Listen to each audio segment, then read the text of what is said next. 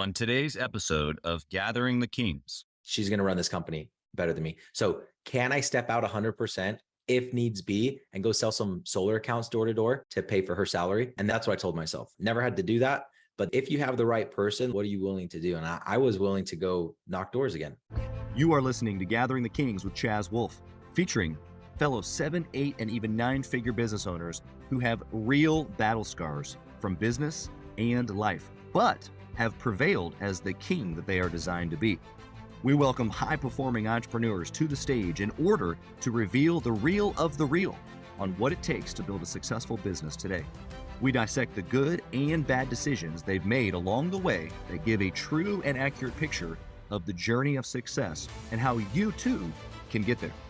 Through this dialogue, you will learn the value of growing your network and surrounding yourself with power players and kings like today's guest.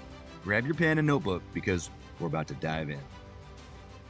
What's up, everybody? I'm Chaz Wolfe, Gathering the Kings podcast. Today, I've got Bennett Maxwell on the King stage. My brother, how you doing?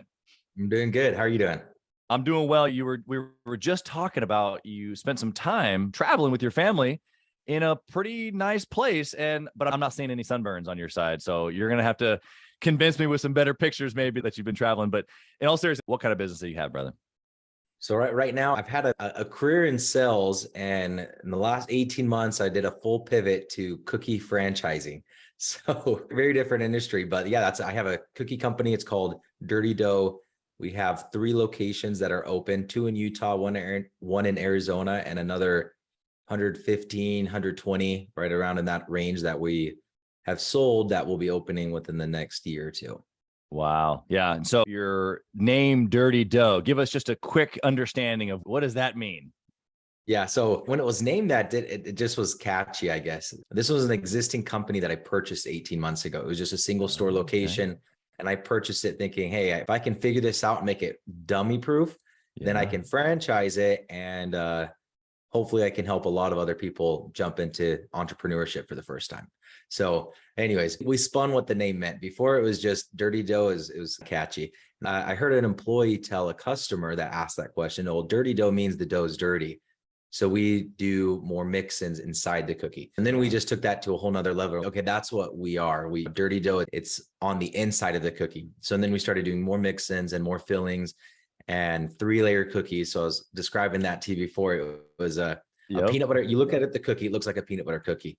But when you break it open, and these are giant cookies, these are a third of a pound. So these are big cookies.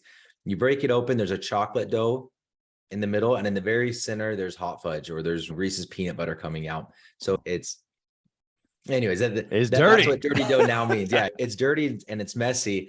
And then that fits right into the branding and the messaging that we have, or it's what's on the inside that matters most. Life is imperfect.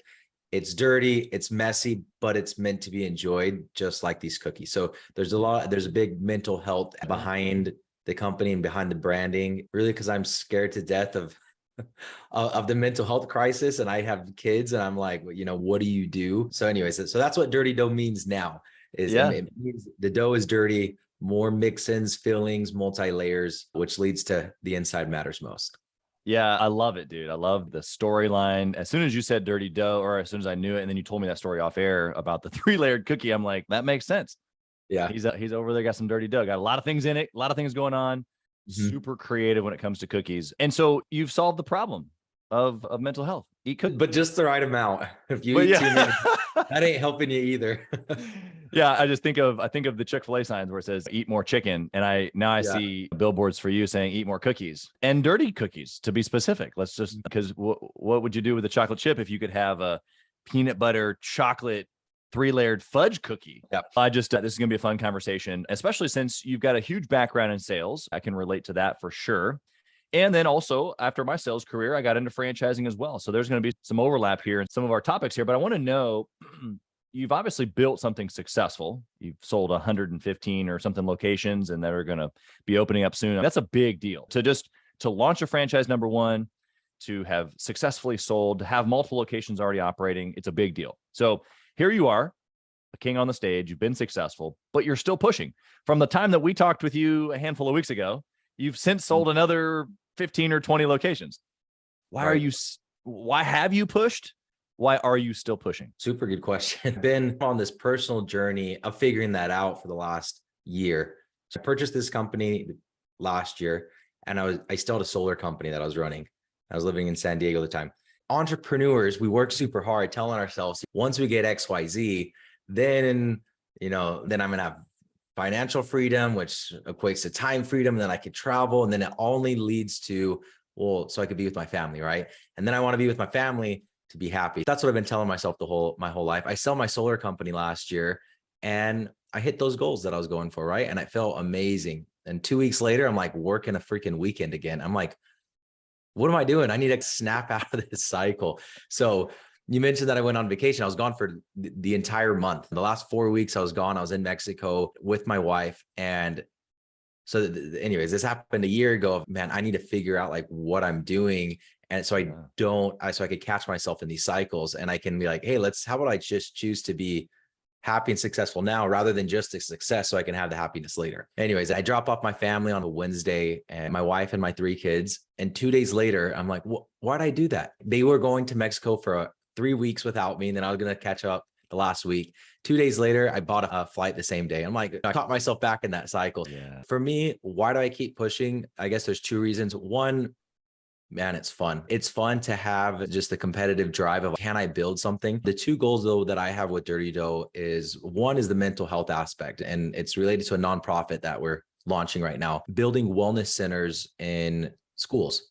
So I've been fortunate enough that I haven't had much experience with anxiety or depression or any of that, but statistically speaking, my kids are over twice as likely, it's 189% more likely to go to the hospital due to self-harm than they were before social media came out. And it's just like, what do you do with that? So that's what I'm trying to target kids and be proactive in talking about mental health, but arming them with the tools, guided meditation, breathing exercises, happiness mindset, things like that, guiding them with that. And then the number 2 goal is lowering the barrier of entrepreneurship. So the barrier to entry by providing a low cost franchise, very easy to run, doesn't require it to be like owner operated, things like that. So those are my 2 big goals, is the mental health and the entrepreneurship. And then obviously it's just fun, but I'm always careful to not push too hard at the expense of sacrificing my family. Yeah. I love how you gave 2 examples there of how you maybe naturally are wired to just go. Right. But then in the moment you caught yourself. I think all of us can relate to not just being in those moments, but then that feeling of, oh man, I'm doing the thing that I didn't really want to do, or that I know that I need to do, but maybe I should have done it differently. But then now we're caught in it. And not only did you catch yourself in that moment, but you took action in both of those. You said, you know what, I'm gonna just do business for the next 3 weeks in Mexico with my family, and you just let me just go. And I think that to a more boiled down simple point is that if we want to make those things important to us, just like anything else, business, a new sale, a new franchise, whatever, we've got to prioritize them, put them on the calendar, think ahead, make it actually speak on our calendar like it does a meeting or a new business venture or a sales call or whatever. Anything else you want to add there to getting it front of mind? No, it's just a constant, like how many of us struggle with that it's always, I'm going to be happy when I hit XYZ. And then we're always pushing for that XYZ and it's never enough. And that's what creates a large change in the world. But at the same time, you can't do it to the expense of your happiness today. At least that's my opinion. So yeah, that's what I've been focused on. Yeah, I'm in agreement with you. It's interesting. I have a really close friend of mine who definitely subscribes to the, let me delay everything so that we can be in a different position in the future. And look, delayed gratification when it comes to entrepreneurship and future and legacy and our kids, like we have to do it. Like that's just part of being a good steward of what we've been given. But I think that there's also a story that we're writing along the way. And I think that's the piece that you're referring to, that delayed gratification is part of that story so that in the future we can achieve something or get to a certain place or whatever. But then there's also this in the meantime story happening at the same time, which is where a lot of entrepreneurs are we're just in the vision, we're in the future, and it's tough. I think that you bring awareness to a very hot topic. Just before we kind of get into some of your story, I'd love to hear some things that you kind of mentioned, meditation. You mentioned, how does a listener today take either mental health and or this idea of how do I live in the story along the way, the journey? what would you say to that person who's listening, wants some tacticals? What got me started was like a guided meditation. I listened to a guy named Sam Harris.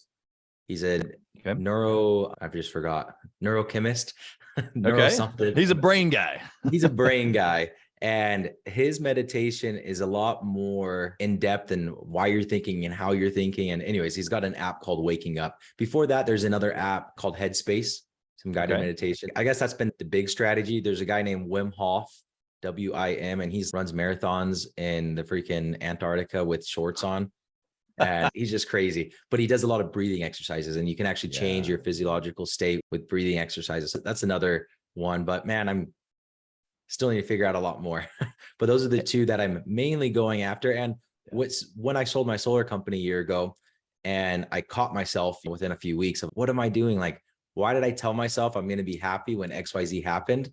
And then now that it happened, I'm still working past 5 and I'm working the weekends and all that. So I started seeing a therapist. Like, never thought in the world that I would be the one seeing a therapist, because I'm like, oh, that's if you're going to commit suicide or something. I don't know. But I've been seeing a therapist for a year, and that's been awesome. Just like diving into my psyche and like, why do I say one thing and perform a different thing? So I guess those are my 3 methods that I've been using: some guided meditation, some breathing exercises, and then good old fashioned therapy. Yeah. Love it, man. Okay. Let's talk about your story. You obviously the cookie business isn't your first business. Tell us how you kind of got started. I know you said in sales, but how did that translate into solar, and kind of give us a little bit of the journey? I'm in Utah, and there's a big, like, everybody knows what summer sales is, and it's door-to-door sales. You go out for 4 or 5 months, some other state. And the pitch is you get all these college kids, and they're like, hey, you can make enough money in this 4 to 5 months to pay for your school. And so you could focus on your school, and you don't have to have a job during school, because you could make pretty high commissions. And growing up, I was selling candy bars in freaking elementary school and knocking doors and selling lawn aeration and like junior high. And then for any sports, if I wanted to pay for the sports, it was like, you go sell what the team was selling, cookie dough. So that's when I got into cookie doughs, when I was doing wrestling and rugby, and then like the discount cards. That's what I did for football. I got into all of that. And then I started doing pest control. That's what I started. Went to California. I only did it for 2 months, but it went really well. Then the next year, I'm like, I got this. I recruited 40 dudes that actually showed up. 40 dudes.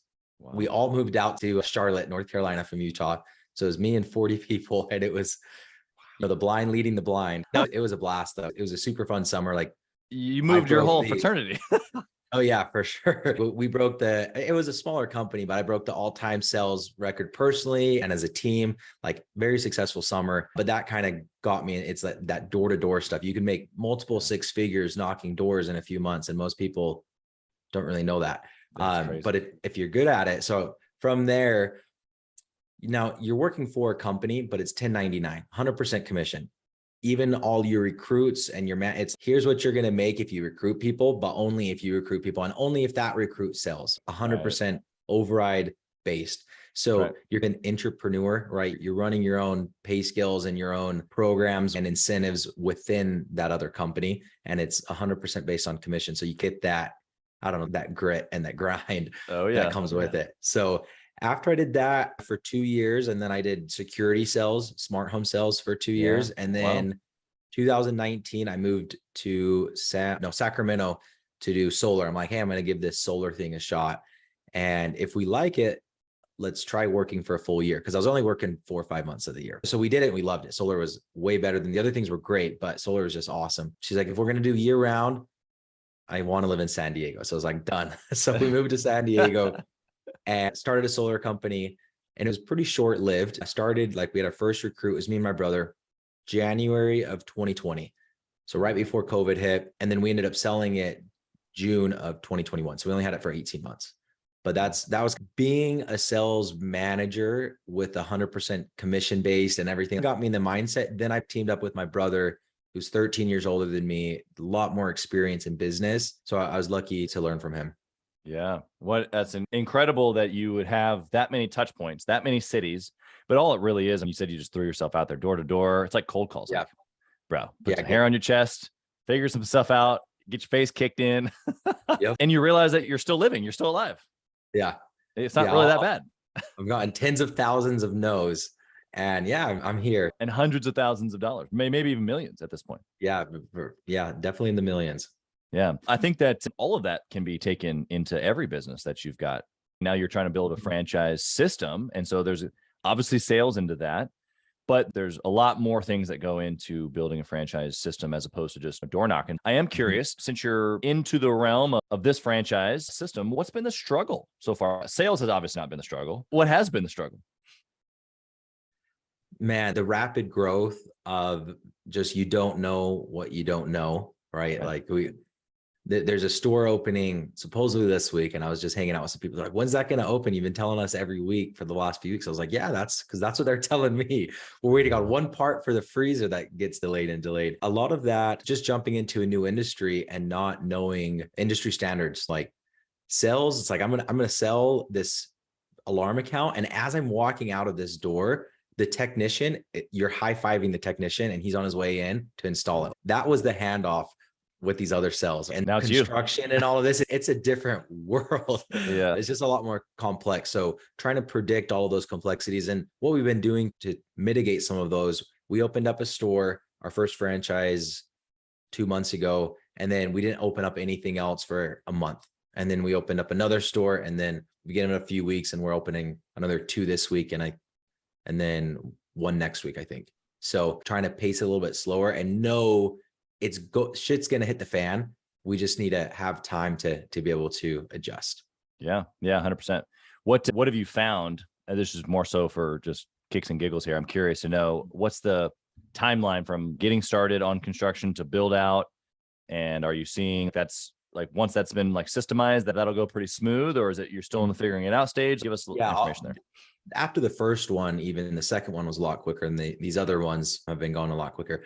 The build out, once you have your permits and like you start construction, 60 to 90 days. It's pretty quick. These are small little stores, very simple to get up and going. That first one was closer to that 90 days. And then once we opened it, it was like, oh, we didn't think of that. Oh, we forgot to think of that because we've never addressed that issue before. Yeah, exactly. Yeah. You're building the systems as you go. What would you say to a person listening today? They're not obviously building a franchise system, but what you just talked about is taking action. Mm-hmm. And through the process of taking action, I'm realizing that, oh, I do this thing all the time, or, ooh, this is going to happen, but I didn't think about it. You're creating the system as you go. Like you're building a ship at sea, as they say.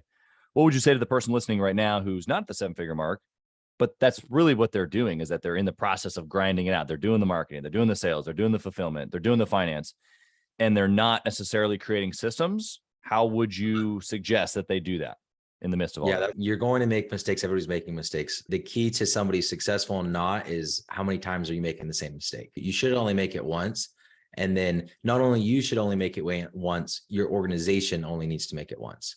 So I can't make a mistake, not communicate that to the team, and then the team makes the same mistake. So the systems are beyond important to make sure that you are fixing all of that. I have a few different ways. We do a finance meeting a week. I hire a CEO as well. And then plus I have a partner. So we have a meeting with all of us. We have a marketing meeting, and I just keep running notes and just my iPhone notes, right? And these are all the things that I'm going to go over per meeting, rather than just showing up to the meeting. Oh, what do I remember at that time? So coming to all of those meetings, like, hey, you guys, I solved this problem. Let's make sure it never happens again. And then I expect them to do the same thing. Anyways, that's, I guess, one answer. Another answer that just came, company policy. One of our company policies is if you have an issue, if you have a problem, you have to write that problem out and define it, and then come to me or whoever you're reporting to with 2 to 3 solutions. So it gets them already thinking and them used to, I'm going to write it down, and then I'm going to write down a few responses,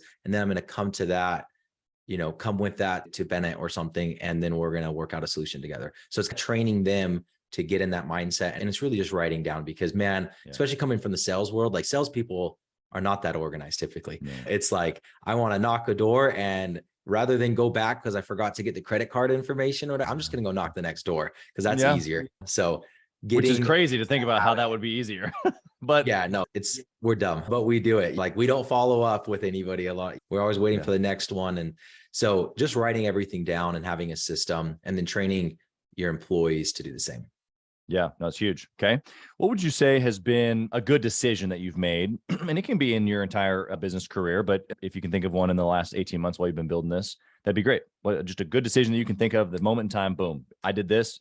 It worked out great for me. I did a startup course based out of Utah right after I sold my solar company. I'm like, what's the startup course going to teach me? I just built and sold a company in 18 months. I literally didn't know anything.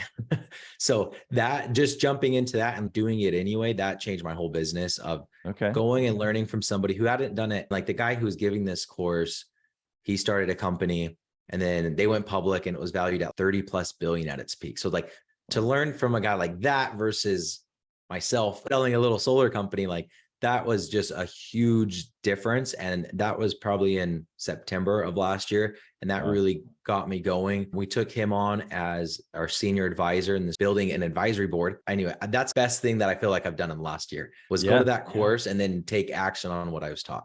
I was going to say the action piece obviously goes along with it. And so what I'm hearing you say, surrounding yourself with guys like that, an advisory board of sorts that you've started to build is going to continue what decision you placed in that moment, because you learned some things, you took some action on it, but now you have access to him or other people, of course, that are going to continue to get you out of your own way, it sounds like. Yep. Okay. No. What about a bad decision? What have you done that's just been like,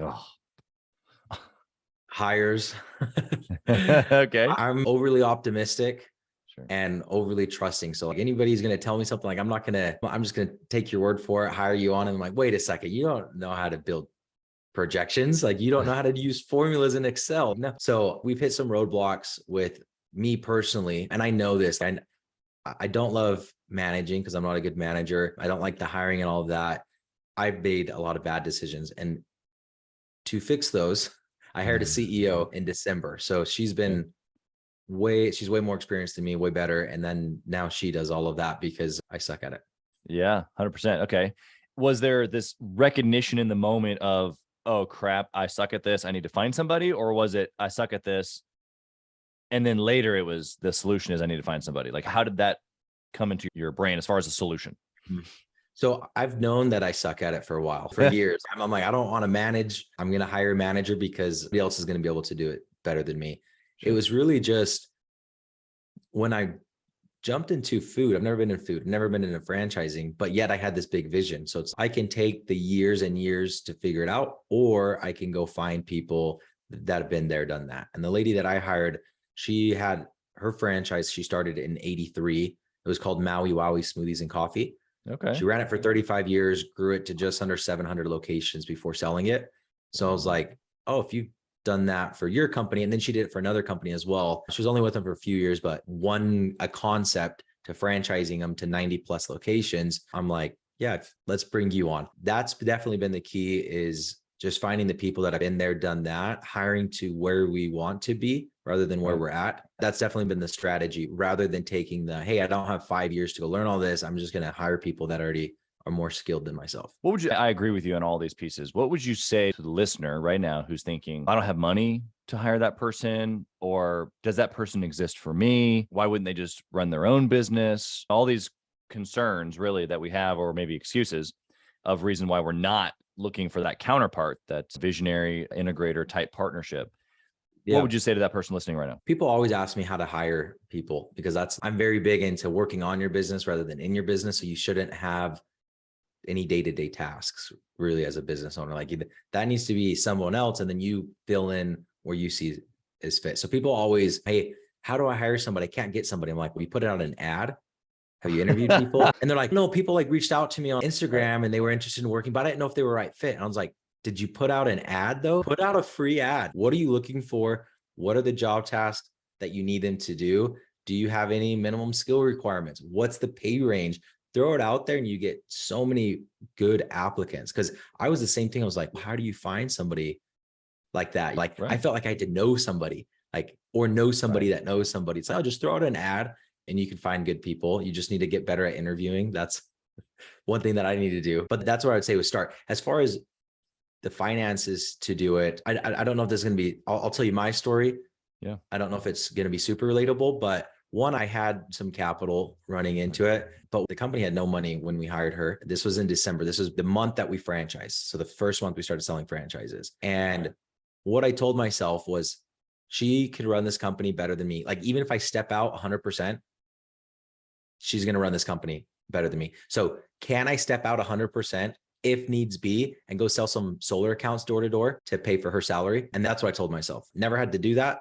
But that's, if you have the right person, what are you willing to do? And I was willing to go knock doors again. Like, I'll go knock doors for a few months and I'll pay for her salary in the meantime. Yeah. Yeah. I think it's such good mentality. I don't, like you said, you haven't had to, and really you could probably go sell some franchises inside the core business that would probably pay for her salary as well. That's what we ended up doing. But it was like, if for whatever reason we can't close deals, like, I'm just going to knock some doors. Yeah. Yeah. Cause you were just going back to the most baseline confidence of, okay, I know I could at least do this. Yep. And I also like what you said as far as like your willingness, because you basically delineated your decision down to, okay, I either do it myself, which I know I'm not very good at. And yeah, I'm going to get it done because I'm persistent. I'm obviously a business, like I'm going to get it done. But if I hire her, it'll get done faster and probably better. And then in the meantime, what do I need to do? Well, I just need to cover her salary. That's it. Yeah. And what's the smallest, easiest, most delineated down thought on how I could do that? Go knock doors or whatever it is for the person listening. I think it's incredible advice, mindset wise. Of course, if you had to do it, I'm sure you would have. Oh, no, I for sure would have. And the other thing is, like, how do you have to pay somebody like that? And it's, oh, you look, they wanted a good salary, but it's not like you're giving them a sign-on bonus. It's like, how much value are you going to get from them in the first 2 to 3 months? And how are you going to then increase your revenue? Like exactly what you just said, go sell some franchises. And that's what am I going to sell more franchises with myself with no experience at the head of the company, or with somebody with lots of experience that has done this multiple times, hundreds of times, as far as selling franchises? So I didn't need to pay a multiple 6-figure salary today. I needed to pay a few grand a month while we ramped up sales, and it ramped up really quick. If you had not been good at sales, but you were maybe good operational, would the same have been true? You just needed to hire a good salesperson? Oh, for sure. Yeah. Definitely a big believer in do what you're good at and hire people to do everything else. You should have a basic understanding of everything, but a surface level basic understanding. If you try to do everything yourself, it just doesn't. You can't. How do you scale yourself? You only have so many hours in a day. Right. Yep. Exactly. What would you say to the person right now who they're in too many sections of the business? So like they had gone down the road that you didn't, right? They went ahead and put the CEO hat on, they put the sales hat on, they're in all these hats. How does that person best get to where you are now? They need to undo some things. They need to do some new things. What do you think? Yes. So the E-Myth Revisited is an amazing business book, and go read that. And if you're lazy, go type it in YouTube and watch the 10-minute summary at least. But like, do that right now, because that'll change your business. And the premise of it is, what is my business going to look like in 2, 3, 5 years from now? And then you build out your organization chart. So I do have a CEO and a CFO and a marketing manager and a sales manager and a sales rep, right? And then it's, okay, and I am all of those, right? It's just me. When you start a business, it's typically just you. Or like when I did it with my solar company, that's how we were able to sell it so fast. Like day one, my brother taught me this, and it was a stupid activity in my opinion. It's like, why are we building this out just to put our names in all of this? Like, this is silly. And then, so for the solar business, I started as the sales rep. I started as the sales rep, the sales manager, everything. And the VP of sales and the CFO and whatever. I was doing all of and the bookkeeper. Like my hat was in all of that, or my picture was in the org chart. Well, I started with the sales rep, the lowest, and then you build out all your standard operating procedures. This is the sales rep. This is the hours that they work. This is the commissions that they're going to get. This is the training that they go through. This is the pitch they're going to use in the door. Then once you have that built out, boom, you hire your first salesperson. And then that promoted me to a manager. Okay, what does the manager do? I hate being a manager, but I know how to be a manager. Okay, this is the override structures for the manager. This is how they're going to do incentives. This is how they get people to meetings. This is the training format that they're going to use. This is how often to do training, what type of trainings, right? Okay, boom, I built that out. Now I'm going to hire a manager or promote my salesperson to a manager, and as I hire more salespeople. Then that promoted me to the VP of ops. So full circle that's natural. Focus on one position at a time, build out the system, and then plug somebody else in, and then boom, go work on the next part, and then go work on the next section. Then go see, I cheated a little bit with Dirty Dough because I didn't figure out how to, I've never mixed cookies. Like I don't know how to bake or anything. I just hired somebody to do that. And I feel like I need to understand how it was done, but I also didn't feel like not everything you have to build out yourself, a mixture of the two. I am replacing myself position and position. I've done that, but I'm also sometimes taking the shortcut and just hiring somebody out. Yeah. And I think that what you're saying, it makes perfect sense. It's not that before isn't the shortcut. It's just that you probably didn't have as much capital then as you do now. And you didn't know then what you know now. And so now it's okay. If I can find someone who knows how to do this, they can build the SOP, the system, and then I can build a team around them. Yep. Where before it was, I don't know. So let me start doing it. Let me then create the SOP. Let me then be able to move myself out of the seat, everything that you just described. So you're doing the same thing, but now you understand the flow. And so you don't have to actually be the one moving through the bubbles, especially since you have the capital, you can just put people there. What's the, I want to say run rate, or what's like, you're obviously willing to spend money now to make this go a little faster, but all that money for you now, all it's really doing is just speeding up filling the bubbles. And so just like you just said, you wrote out the CEO bubble and then you filled it. But then what that did for you is it probably in your brain, it just like, I know when I hand things off to her, things are great. And so then now I can focus over here. So it enabled you to give more of attention to that other spot. Like I'm trying to set you up here to give us some more information. Yeah. I mean, what do I do? Is that what you're asking? Yeah, no, not necessarily like what are your tasks now, but you obviously have a game plan, right? Like you have a game plan, you got the bubbles, your org chart out, and you've already filled some of them, but what's the trajectory? Is it 700 units? Is it like, what does it look like in a year? Just give us a little bit with this, where you're going with all this. Yeah. 1,000 units at the end of 2026 is what we want open, with 1,000 wellness centers. So a wellness center is a K through 12. It's converting an old classroom into a spot that kids can proactively work on mental health, not to be a safe space to escape life, because I'm not a believer in that. I'm a believer that life's going to kick your teeth in, but how about figure out what to do when that happens proactively? So that's the big goal. I'm on this podcast right now, and I have another handful later today and another handful tomorrow. And I can reach more people on this podcast than I could baking cookies, right? Like this is going to be a bigger impact on my company. So I've freed up my time and my goal, and I've reached that goal, but I'm not responsible for sales. I'm not responsible for operations. I'm not responsible for opening up stores. I'm not responsible for construction. I don't have any direct responsibilities that fall on me and only me. It's just I'm overseeing and helping anybody who needs help, and then doing the big vision stuff that I can really get my name out. Like I've been working on social media a lot, because man, you could post and you get a few 100,000 views on that post. And I need to build up that even more, because I can see that's going to take me a lot further than managing a store here in Utah. Yeah, 100%. Yeah. People need to know Bennett. Yeah. Okay, great. Let's transition here to the speed round. I'm going to come at you in a little different direction, a little different angle, maybe. I want you to take this cookie business and I want you to dwindle it down to one trackable metric. If you can only pick one, what would it be? Man, profitability. So that's not my goal, right? My goal, I just told you, it's the mental health. That's primary. And number two is allowing more people to be entrepreneurs. Sure. Why am I doing cookies? Because it's profitable, and I can't achieve either of those unless it's a profitable model. So that's what everything is built around. You were asking before, what am I willing to invest? But that's what's, in my opinion, is realistic over decades. And that's what I wanted to build. So anyways, we invested, we're probably into it, 2 million of what we have 2 stores open, right? Like it's been a big investment, because what we've done is we've taken out all the hard things that a franchisee would have to deal with, ordering the raw ingredients, and we've centralized all that. So now we can get larger discounts. And then we have a few professional bakers that makes hundreds of cookies at a time rather than 60 to 70. Then rather than weighing them all by hand, we throw it through a machine that's way more accurate, precise, and it gives a more unique cookie. So now what I'm setting up my franchisees for is a lower break-even point, but a much lower break-even point, half the labor that they could run off their store. And that's going to give them a more longevity, the potential to have this store, just like our CEO, she had her brand for 35 years and she had franchisees for 35 years. That's incredible.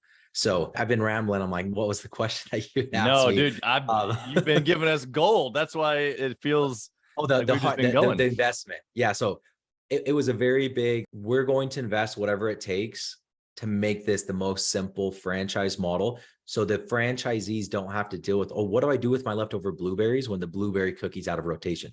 Well, you throw them away. What do I do with when my employees don't show up? So now you have to have half the employees. What do I do when my employees are balling the dough and it's taking all day? And it's you don't have to deal with any of that. Yeah. So that's what we've done is we've really invested in that to make it as easy as possible to franchisees. So it's all been front heavy for sure. Yeah, that's incredible. I think you're onto something, especially the low barrier to entry, because there's a lot of people out there that want to be their own boss, but that's just a lot that goes into it, especially when you think of a franchise. Yeah, there's a lot of things taken care of for me. That's why I went with a franchise to begin with. But you got a big cost and you got a big labor and all this other stuff that you still got to figure out inside the system. And it sounds like you guys are taking some of those things down for your franchisees. I look at it as if you want to be an entrepreneur, you need a game plan, you need time, you need money, and you need experience or expertise. So the game plan comes with a franchise, right? That's what a franchise is. Here's your game plan. But you still need money. Now we're building these stores. They're half the square footage. You don't need mixers. You don't need all the equipment, right? So we're less than half the cost of a competition. So we're greatly reducing the barrier to entry on the money side. Plus there's SBA loans out there specifically for franchises. And then what about the time required? Now you're managing half the employee. There is no quality control as far as, oh, did you mix the dough? Is it fresh? That's all done at a corporate side. So you don't need all the time, which leads to the expertise. I already admitted that I've never made a batch of cookies, and neither do any of our franchisees, because you don't need to be an expert baker because we've taken that out of their hands. So those are my 4 areas that I see that you need to have to become an entrepreneur and how we're tackling them all. Yep. I love it. Okay.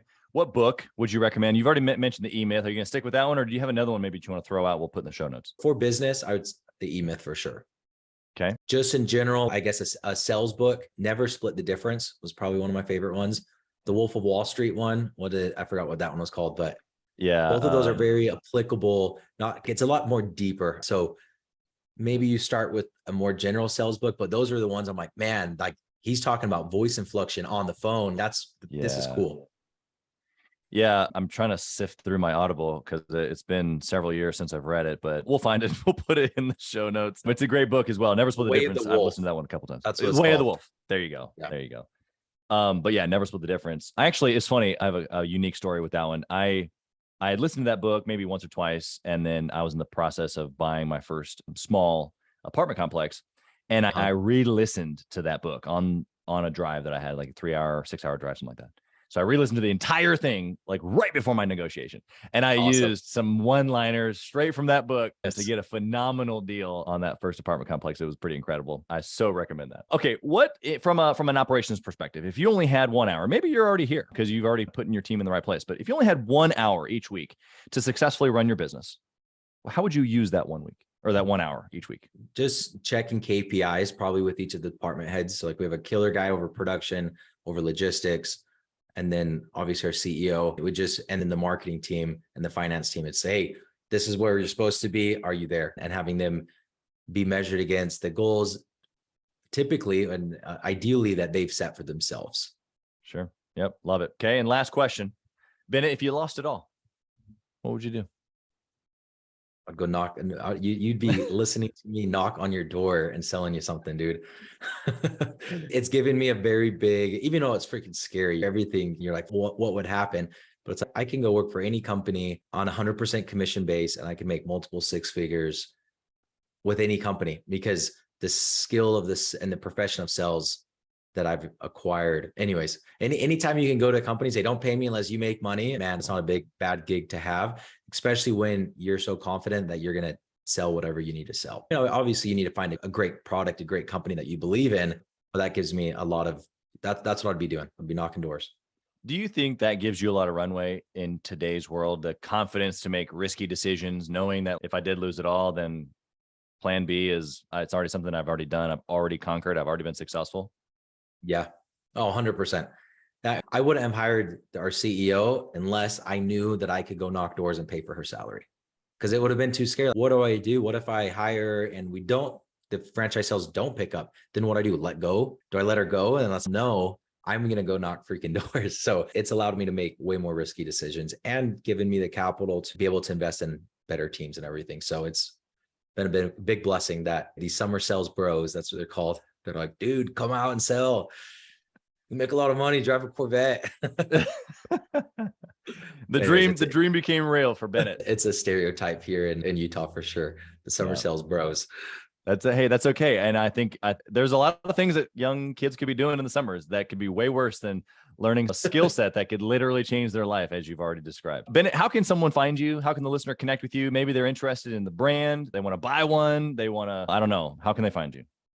Yeah, BennettMaxwell.com, BENET, and the MAXWELL. So there you can, there's a link to the website, dirtydoughcookies.com as well, to inquire about franchising and like a little podcast kind of intro to learn a little bit more.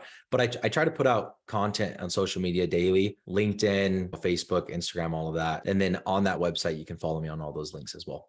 We'll put them all in the show notes as well. You've been incredible here today. Thank you for giving back to other entrepreneurs and making a way for new entrepreneurs who want to have low cost of entry, as well as a plan and expertise. All these things you're giving to them right away. So we just so appreciate everything you're doing in the market. Thanks for being here. Appreciate it. Thanks for listening to Gathering the Kings. We hope you got a ton of value today and learned a thing or two about taking your business to 7 figures and beyond. If you desire more and want a community around you to help you get there, I want you to go to gatheringthekings.com. That's gatheringthekings.com. And I want you to apply for our next Becoming a King 90-day intensive. We are extremely exclusive by nature as a group. What that means is that we're really wanting only the entrepreneurs who take their business and targets super serious to apply. So if that's you, you think you got what it takes to level up your business, I want you to go to gatheringthekings.com and apply. And we will see you on the other side.